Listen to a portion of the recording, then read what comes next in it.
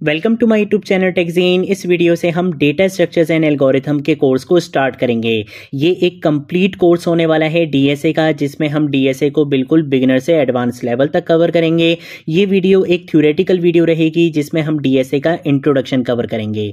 DSA इसका मतलब है डेटा स्ट्रक्चर्स एंड एल्गोरिथम। अब ये जो तीन वर्ड्स आ रहे हैं, डेटा स्ट्रक्चर्स एंड एल्गोरिथम, सबसे पहले तो हम इन तीन वर्ड्स को इंडिविजुअली डिस्कस करेंगे। इन तीन वर्ड्स का क्या मतलब है इसको पहले हम डिस्कस करेंगे, देन उसके बाद हम डीएसए के इंट्रोडक्शन पर आएंगे। तो सबसे पहला वर्ड क्या है? डेटा। डेटा का मतलब क्या होता है? डेटा का मतलब होता है रॉ फैक्ट्स या फिगर्स, जैसे कि नंबर्स, लेटर्स या सिंबल। कोई भी नंबर, कोई भी लेटर या कोई भी सिंबल बेसिकली क्या होता है? डेटा होता है। जब तक डेटा प्रोसेस नहीं होता उसकी कोई मीनिंग नहीं होती। ये बात हमेशा याद रखना, डेटा हमेशा मीनिंगलेस होता है। डेटा की कोई मीनिंग नहीं होती जब तक आप डेटा को प्रोसेस नहीं करते। वो डेटा ही रहता है, वो एक मीनिंगलेस ही रहता है।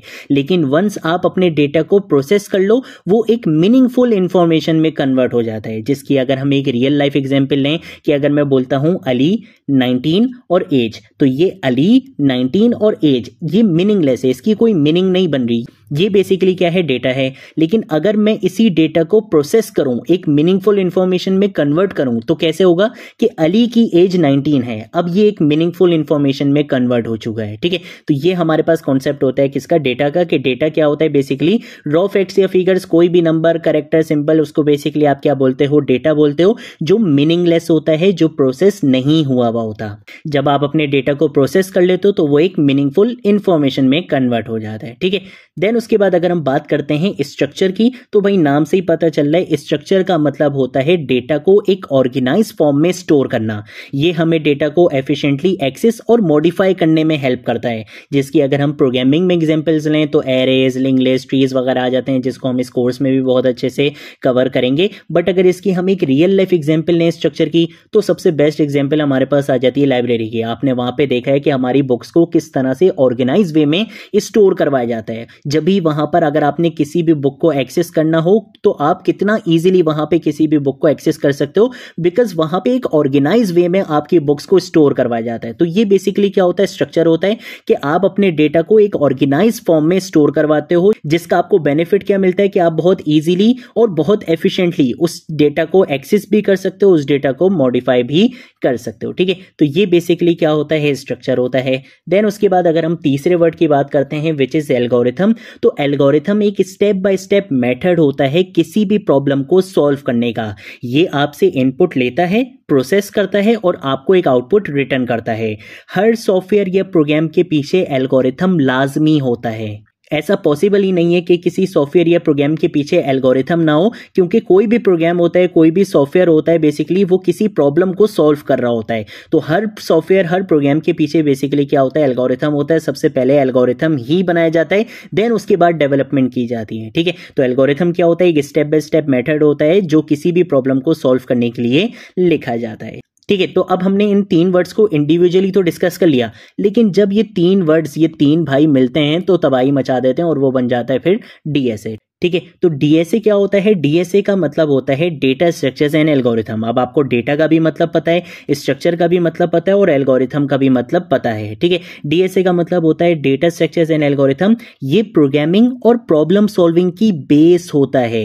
ये बात हमेशा याद रखना, data structures and algorithm programming और प्रॉब्लम सॉल्विंग की बेस होता है, क्योंकि आपने डेटा को कैसे ऑर्गेनाइज करना है और किसी भी प्रॉब्लम को कैसे एफिशिएंटली सॉल्व करना है, ये प्रॉब्लम सॉल्विंग और प्रोग्रामिंग का ही पार्ट होता है। और यही चीज हम डीएसए में सीखते हैं कि आपने डेटा को किस तरह से ऑर्गेनाइज करना है और किसी भी प्रॉब्लम को किस तरह से एफिशिएंटली सॉल्व करना है।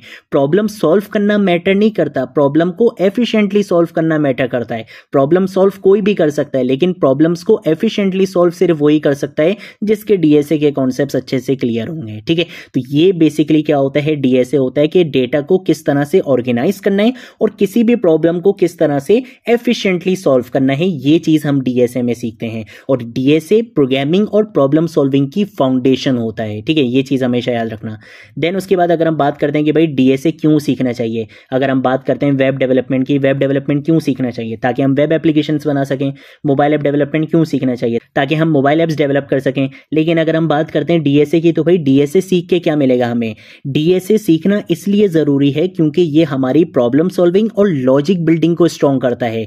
आपने अगर अपनी प्रॉब्लम सॉल्विंग स्किल्स को इंप्रूव करना है या लॉजिक बिल्डिंग स्किल्स को इंप्रूव करना है, तो उसके लिए आपको डीएसए लाजमी सीखना पड़ेगा। इसके अलावा एक सबसे बड़ी मोटिवेशन जो है डीएसए सीखने की, वो ये है कि बड़ी से बड़ी कंपनीज के जो कोडिंग इंटरव्यूज होते हैं उसमें डीएसए का अच्छा खासा पार्ट होता है। ऐसा पॉसिबल ही नहीं है कि आप बड़ी से बड़ी कंपनीज में इंटरव्यूज देने जाओ, सॉफ्टवेयर हाउसेस में इंटरव्यूज देने जाओ, बड़ी बड़ी ऑर्गेनाइजेशंस में इंटरव्यू देने जाओ और वहां के कोडिंग इंटरव्यूज में डीएसए ना आए, ये तो पॉसिबल ही नहीं है। इनफैक्ट के अच्छा खासा पार्ट जो आता है बेसिकली कोडिंग इंटरव्यूज में, वो डीएसए का ही पार्ट होता है। डीएसए सीखने की सबसे बड़ी मोटिवेशन ही ये कि जितनी भी बड़ी बड़ी कंपनीज हैं उनके कोडिंग इंटरव्यूज में अच्छा खासा पार्ट डीएसए का आता है। तो वो पार्ट आप तभी क्लियर कर पाओगे जब आपको डीएसए अच्छे से आता होगा। आप बड़ी कंपनीज में तभी जा पाओगे जब आपको डीएसए अच्छे से आता होगा। और इसके पीछे भी रीजन है, वो आपसे डीएसए के क्वेश्चंस क्यों सॉल्व करवाते हैं। वो देखना चाहते हैं कि आप में प्रॉब्लम सॉल्विंग स्किल कितनी है, वो देखना चाहते हैं कि आपकी लॉजिक बिल्डिंग कितनी है, ठीक है। क्योंकि अगर ये दोनों चीजें आप में होंगी तो फिर आप किसी भी फ्रेमवर्क पे, किसी भी लाइब्रेरी पे बहुत अच्छे से काम कर सकते हो। फ्रेमवर्क सीखने में, लाइब्रेरी सीखने में ज्यादा टाइम नहीं लगता, लेकिन प्रॉब्लम सॉल्विंग स्किल्स को इंप्रूव करने में और लॉजिक बिल्डिंग को स्ट्रॉन्ग बनाने में टाइम लगता है। इसीलिए आपके जितने भी ये कोडिंग इंटरव्यूज होते हैं उसमें डीएसए का एक मेजर पार्ट होता है और डीएसए के क्वेश्चंस वहां पर आते हैं। इसके साथ साथ डीएसए का एक सबसे बड़ा बेनिफिट ये भी है कि जब हम डीएसए सीख लेते हैं तब हम एफिशिएंट प्रोग्रामिंग कर सकते हैं, जो फास्ट भी होती है और मेमोरी भी कम यूज करती है। क्योंकि आप एक अच्छा प्रोग्रामर, एक अच्छा डेवलपर तभी बन पाओगे जब आप एफिशिएंट कोड लिखोगे, जो फास्ट भी होगा और मेमोरी भी कम यूज करेगा। सिर्फ कोड लिखना मैटर नहीं करता, बल्कि एफिशिएंट कोडिंग मैटर करती है कि आपका कोड फास्ट भी होना चाहिए और आपका कोड मेमोरी भी कम यूज करना चाहिए। और ये सारी ट्रिक्स बेसिकली आपको डीएसए ही सिखाता है। अगर आप डीएसए नहीं सीखोगे तो आप सिर्फ कोडिंग कर सकते हो, आप एफिशिएंट कोडिंग नहीं कर सकते। तो इसीलिए डीएसए की नॉलेज होना बिल्कुल जरूरी होता है। देन उसके बाद हम बात करते हैं कि इस कोर्स में हम क्या क्या चीज़ें कवर करेंगे। इस कोर्स में बिगिनर से एडवांस लेवल तक डीएसए के सारे कॉन्सेप्ट्स को हम कवर करेंगे, चाहे वो एरे हो, लिंक लिस्ट हो, ट्रीज हो, एल्गोरिथम्स हो, जितनी चीज़ें होंगी हम बिल्कुल बिगिनर से एडवांस लेवल तक सारी चीज़ें कवर करेंगे। ये कोर्स कंप्लीटली प्रैक्टिकल नहीं रहने वाला, बल्कि इस कोर्स में हम थ्योरेटिकली भी चीज़ों को डिस्कस करेंगे और प्रैक्टिकली भी चीज़ों को डिस्कस करेंगे। थ्योरेटिकल पार्ट थोड़ा कम रहेगा बट रहेगा, क्योंकि प्रैक्टिकल आप तभी कर पाओगे जब आपको एक कॉन्सेप्ट क्लियर होगा, ठीक है। तो हम हर कॉन्सेप्ट को पहले थ्योरेटिकली थोड़ा सा डिस्कस करेंगे, जो उसके इंपॉर्टेंट पॉइंट्स होंगे, जो इंटरव्यू क्वेश्चंस में आपसे पूछी जा सकती हैं चीज़ें, वो चीज़ें भी हम थ्योरेटिकली डिस्कस करेंगे। और प्रैक्टिकल इंप्लीमेंटेशन में हम उन क्वेश्चंस को बेसिकली सॉल्व करेंगे जो इंटरव्यूज में आते हैं। जो बड़ी बड़ी कंपनीज अपने कोडिंग इंटरव्यूज में क्वेश्चंस पूछती हैं, हम उन क्वेश्चंस को प्रैक्टिकली इस कोर्स में सॉल्व करेंगे। तो आपकी लॉजिक बिल्डिंग, आपकी प्रॉब्लम सॉल्विंग स्किल्स इस कोर्स में बहुत ज़्यादा इंप्रूव होने वाली हैं। जितनी भी रियल लाइफ एग्जांपल्स होती हैं, हम रियल लाइफ एग्जांपल्स पर काम करेंगे, ताकि आपको एक्चुअल में पता चले कि उस कॉन्सेप्ट को मैंने रियल लाइफ प्रोजेक्ट्स में कहाँ पर यूज़ करना है।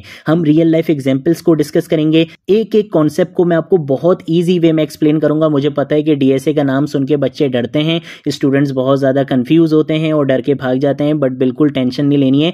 एक एक कॉन्सेप्ट को, एक एक टॉपिक को, चाहे वो जितना ही मुश्किल क्यों ना टॉपिक हो, उस टॉपिक को मैं बहुत ईजी एग्जांपल्स के साथ आपको एक्सप्लेन करूंगा, ठीक है। तो बिल्कुल टेंशन नहीं लेनी है। इसके साथ साथ अगर हम बात करते हैं, सारी बेस्ट प्रैक्टिसेस को हम डिस्कस करेंगे। सिर्फ कोड नहीं लिखेंगे, बल्कि एफिशिएंट कोडिंग किस तरह से करनी है, क्या बेस्ट प्रैक्टिसेस होती हैं, उन सारी चीज़ों को भी हम इस कोर्स में डिस्कस करेंगे।